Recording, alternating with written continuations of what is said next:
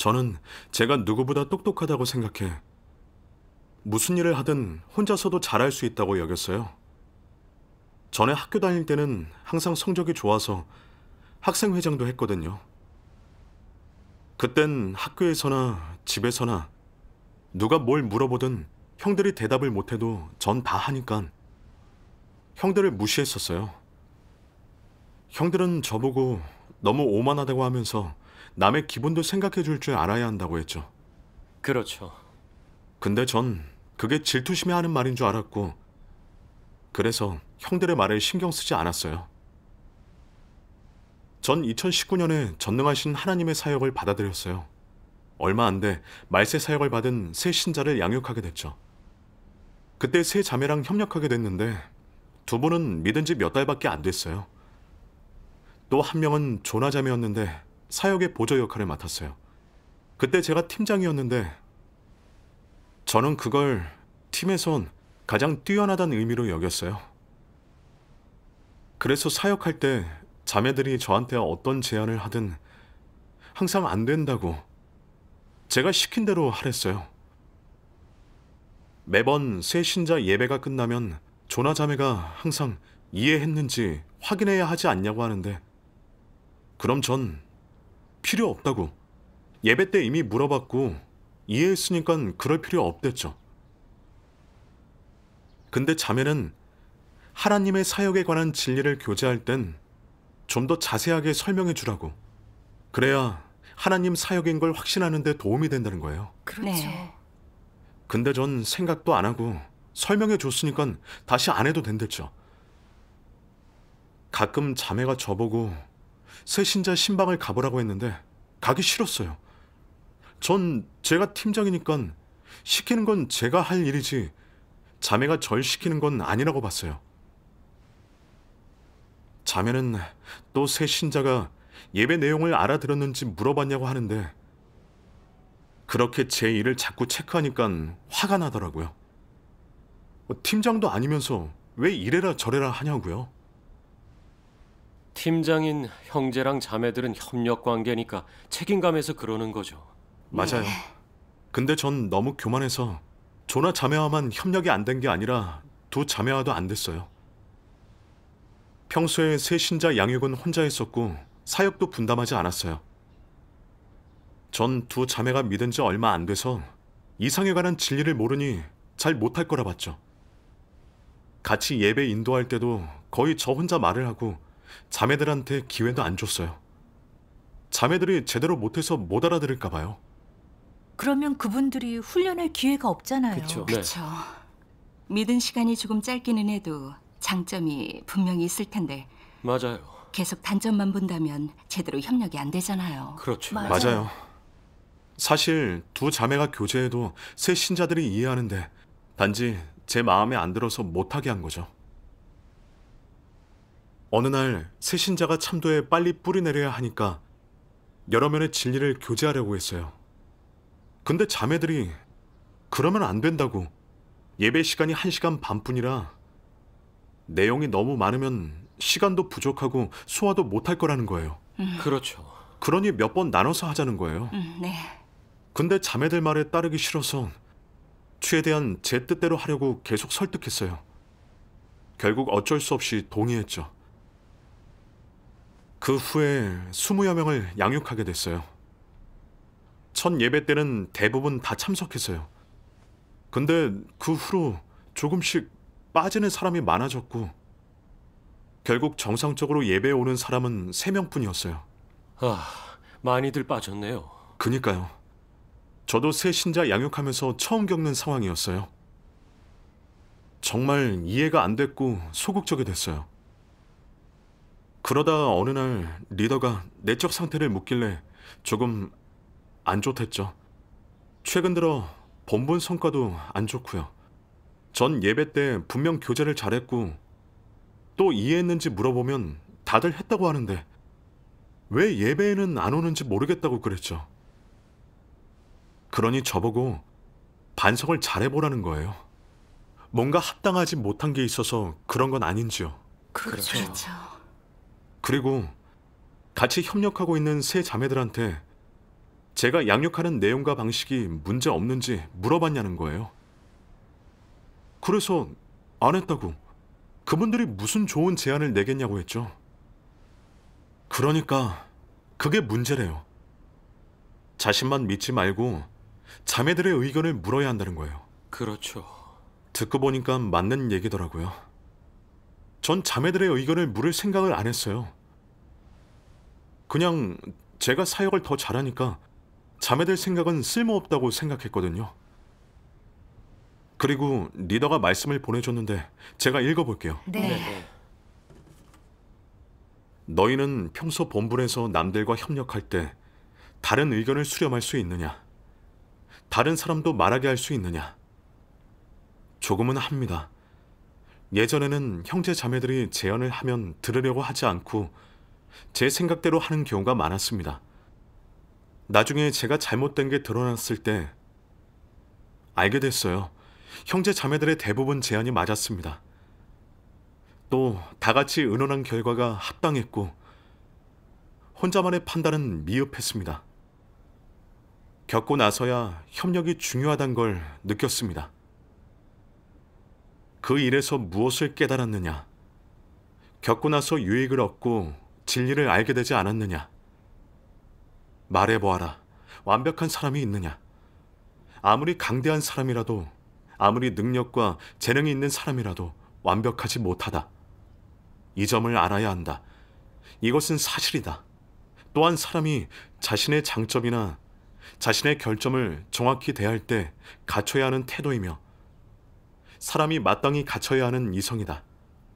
이러한 이성을 갖추고 있으면 자신의 장점과 결점을 정확하게 대할 수 있고 다른 사람의 장점과 결점도 정확하게 대할 수 있다.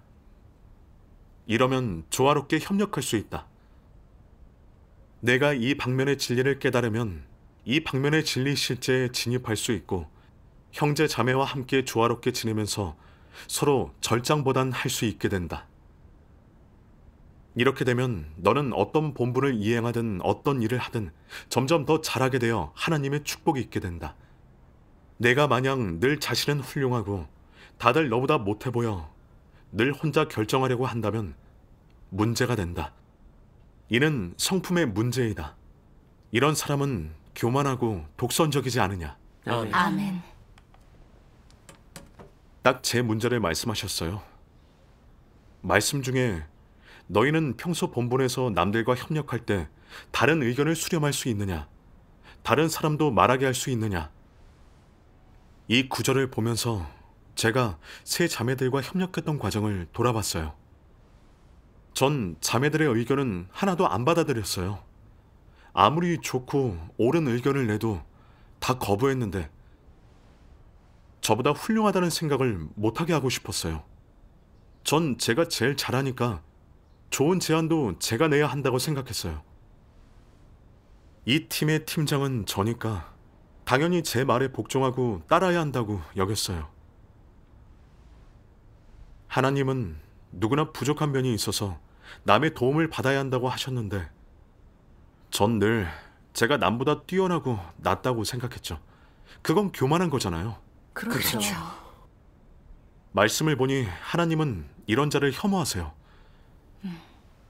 그 후에 다른 말씀도 봤어요. 제가 읽죠. 아, 네. 본분을 제대로 이행하려면 조화로운 협력이 필요하다 말씀이요. 늘 재작업하게 되는 경우 가장 큰 문제는 전문 지식의 불충분이나 경험 부족이 아니다. 극도로 독선적이고 교만하고 조화롭게 협력하지 않고 독단적인 것이 문제다. 그 결과 사역을 망치고 아무런 성과도 없고 모든 노력이 헛되이 된다.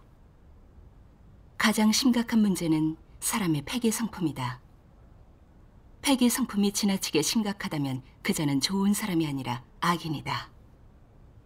악인의 성품은 일반적인 폐기 성품보다 훨씬 심각하다. 악인은 악을 행하며 교회 사역을 방해할 수 있다. 악인이 본분을 이행하면 이를 엉망으로 만들고 사역을 망칠 뿐이니 힘써도 잃는 게 더 많다. 또 일부는 악인은 아니지만 폐기 성품으로 본분을 이행하기에 제대로 하지 못한다. 한마디로 폐기의 성품은 사람의 본분 이행에 큰 지장을 준다. 말해보아라. 어떤 측면의 폐기의 성품이 본분 이행의 결과에 가장 큰 영향을 미치겠느냐? 교만하고 독선적인 성품이요. 교만함은 주로 어떤 모습으로 나타나느냐?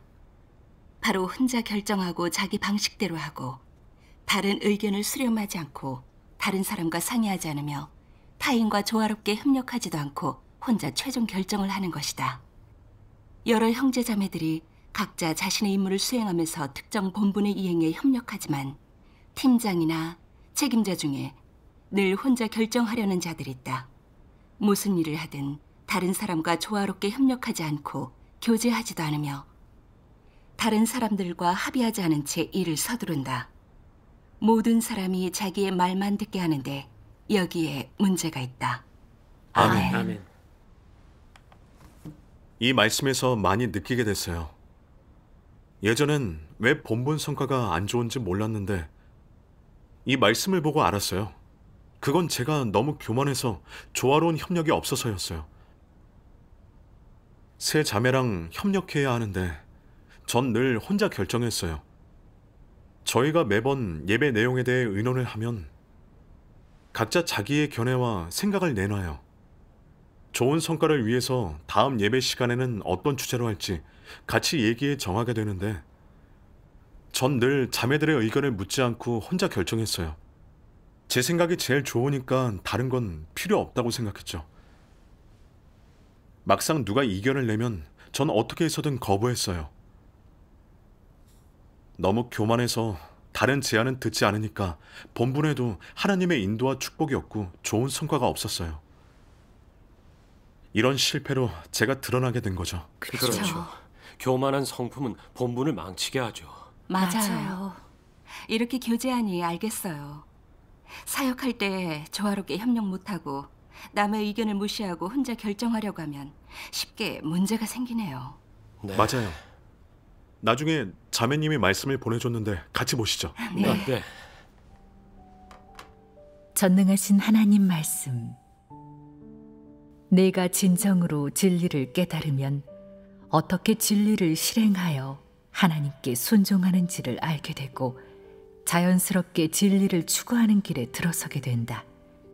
네가 올바른 길을 가고 하나님 뜻에 부합하게 된다면 성령 역사도 너를 떠나지 않을 것이다. 그러면 내가 하나님을 배반할 위험도 점차 줄어들 것이다.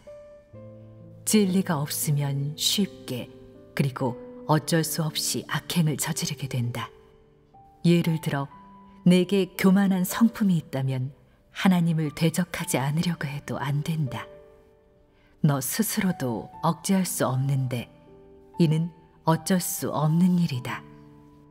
너는 일부러 그러는 것이 아니라 교만한 본성의 지배를 받아 그렇게 하는 것이다. 교만함은 내가 하나님을 멸시하고 하나님을 안중에 두지 않게 하며 너 자신을 추켜 세우고 모든 일에서 스스로를 뽐내게 한다. 교만함은 내가 다른 사람을 얕보게 하고 너를 오로지 자기밖에 모르는 사람으로 만든다. 교만함으로 인해 너는 마음속에 하나님의 자리가 없게 된다. 그러다 결국 하나님 자리에 앉아 사람들을 내게 순종하게 할 것이다. 자신의 뜻과 생각, 관념에서 나온 것들을 진리로 여겨 받들게 한다. 교만한 본성에 지배받아 사람이 얼마나 많은 악행을 저지르게 되느냐. 사람의 악행을 해결하려면 반드시 먼저 사람의 본성 문제를 해결해야 한다. 성품 변화 없이는 근본적인 문제를 해결할 수 없다. 내가 기억해야 할 것은 본분을 이행하는 것이 내 개인 사업이나 내 개인 경영을 하기 위한 것이 아니라는 점이다. 그것은 내 사적인 일이 아니라 교회의 사역이다. 너는 그저 힘만 보탤 뿐이며 내가 하는 일은 하나님의 경영 사역에서 사람이 협력하는 아주 작은 부분에 속한다. 너는 한 귀퉁이에서 아주 작은 역할을 할 뿐이다. 내가 맡은 것은 이런 책임이며 너는 마음속으로 이러한 이성을 가져야 한다. 그러므로 몇 사람이 하는 일이든 어려움에 직면하면 가장 먼저 모두 함께 하나님께 기도하고 교제하며 진리를 구한 다음 실행 원칙을 확실히 해야 한다. 그렇게 하면 일을 처리할 때 길이 생긴다. 어떤 사람은 늘 자신을 뽐내려고 하고 자신이 책임지는 사역에서 결정권을 가지려고 한다. 이는 어떤 행위겠느냐? 이는 독단적으로 행동하는 것이다. 자기가 어떻게 할 생각인지 사람들에게 알리지 않고 자기가 어떤 관점인지 사람들과 의논하지도 알리지도 털어놓지도 않은 채 마음속에 숨기고 있다가 일을 할 때 모두를 놀라고 기쁘게 할 깜짝 성공을 거둬 높이 평가받고 싶어 한다면 이것이 본분 이행이냐? 이것은 자신을 뽐내는 일이다. 그가 명성과 지위를 얻게 되면 자신의 경영을 시작할 것이다. 이런 사람에게는 야심이 있지 않겠느냐? 무슨 일이 있을 때 너는 왜 사람들에게 얘기하지 않는 것이냐? 이 사역이 내 개인의 것이 아닌데도 왜 이를 다른 사람과 상의하지 않고 혼자 결정하는 것이냐?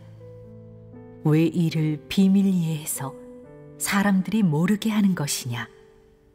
왜 모두가 너 한 사람의 말을 듣게 하려는 것이냐? 분명 너는 이 사역을 내 개인의 사역으로 여긴 것이다. 너는 사장이고 다른 사람들은 다 너를 위해 일하는 직원이라는 생각을 늘 갖고 있다면 문제가 되지 않겠느냐? 이런 사람이 드러내는 것이 바로 사탄의 성품이 아니겠느냐? 이렇게 본분을 이행하는 사람은 언젠가 도태될 것이다. 아멘. 이 말씀을 보고 깨달았어요. 교만함은 제 본성이 돼서 자연스럽게 나온 거죠. 교회에서 지위를 얻게 되니까 전 이걸 제 장점을 발휘할 기회로 삼았어요. 제가 제일 뛰어나고 팀장으로 손색 없단 걸 보여주려고요. 또 제가 잘하니까 남의 도움이 필요 없다는 걸 증명하려고 했어요. 교만함 때문에 전 뭐든 다 아니까 남의 의견은 필요 없다 생각했는데 그건 제 뜻을 진리로 여겨 대하면서 남들이 제 말을 따르게 한 거였어요. 전 진리를 구하거나 하나님을 의지한 게 아니라 오히려 제 경험과 머리를 믿고 새 신자를 양육했어요. 또 제 말대로 하라고 강요도 했고요. 그게 천사장과 같은 거잖아요. 네. 천사장은 교만하고 하나님을 경배하지 않았고 하나님과 동등해지려고 천사들을 데리고 하나님을 배반했죠. 제가 교만한 성품에 빠져 진리를 거부하고 제 걸 강요한 것도 하나님을 대적하고 배반한 천사장과 같은 거였어요. 그렇죠. 또 하나님을 믿기 전에 교만했던 제 모습도 생각났어요. 저보다 못하면 무시했어요. 제 형까지요. 제가 어릴 때 학교에서 1등을 못하면 아버지가 크게 야단치면서 너는 무조건 1등해야 한다고 하셨었죠. 할머니도 늘 저보고 최고가 되기 위해 노력해야 존중받을 수 있다고 하셨어요. 그런 교육에 전 어딜 가서든 항상 두각을 나타내서 첫 번째 자리에 서려고 했어요. 제가 뛰어나다는 걸 보여주려고요. 남의 말을 듣는 건 부족한 거라고 생각해서 남이 하는 제안은 다 받아들이지 않았어요. 근데 하나님 말씀을 보니까 제 관점이 틀렸더라고요. 전 항상 제 자신을 높이 봤는데 그건 사탄 성품이었죠. 이게 변화되지 않으면 본분에서 좋은 성과는커녕 오히려 하나님을 대적하게 되고 결국은 악행으로 도태되고 벌받겠죠. 네. 맞아요. 저도 전에는 본분할 때 좀 교만할 수도 있다고 생각했는데 말씀을 보니까 교만한 성품이 하나님을 대적하게 되는 화근이더라고요. 맞아요. 정말 그래요. 교만한 성품을 해결 안 하면 본분을 잘하기 어려워요. 네. 그리고 말씀을 보니까 본부는 제 개인 사업을 하는 게 아니고 제 이름을 날릴 발판도 아니라 하나님이 주신 사명이랬어요. 네. 그러니 어려움이 생기면 협력하면서 해결해야 돼요. 결정을 하기 전에 동역자의 의견도 구해야 하고요. 만약 상대의 의견을 무시해서 교회 사역을 망치게 되면 그건 오히려 악행을 하는 거죠. 그렇죠. 맞아요. 이걸 깨닫고 본분을 대하는 자세를 바로잡고 조화롭게 협력해야겠다 생각했죠. 아멘. 아멘. 어느 날 묵상하면서 이 말씀을 봤어요. 말해보아라. 사람과 협력하는 게 어려운 일이냐? 사실 어려운 일은 아니다. 어쩌면 아주 쉬운 일이라고도 할 수 있다. 그런데 왜 그것을 어렵게 느끼겠느냐? 폐괴의 성품이 있기 때문이다. 인성과 양심, 이성 있는 사람에게는 남과 협력하는 것이 좀 쉽다. 그는 남과 협력하는 것을 행복하게 느낄 것이다. 누구든 혼자서 일을 성사시키기란 어렵다. 어떤 분야든 무슨 일을 하든 옆에서 가르쳐주고 도와주는 사람이 있다는 것은 좋은 일이다. 그러면 혼자 하는 것보다 일이 훨씬 쉬워진다. 이 밖에도 사람의 자질로 이룰 수 있는 것 또는 체험할 수 있는 일은 한정적이다. 아무도 모든 것에 능통할 수는 없는 법이다. 무엇이든 다 알고 무엇이든 할 줄 알고 다 해낸다는 것은 불가능하다. 이는 누구든 마땅히 갖추어야 할 이성이다. 그러므로 내가 무슨 일을 하든 그 일이 큰 일이든 작은 일이든 언제나 조력자들이 있어야 한다고 하는 것이다. 조언을 들어도 좋고 참고할 수 있도록 의견을 듣거나 어떤 일에서 도움을 받아도 좋다. 그것은 내가 더 정확하고 실수 없이 샛길로 빠지지 않고 일을 하게 해줄 것이니 좋은 일이다. 아멘. 아멘. 이 말씀에서 깨닫게 됐어요. 조화롭게 협력해야 본분도 잘할 수 있고 사람답게 살 수 있어요. 맞아요. 맞아요.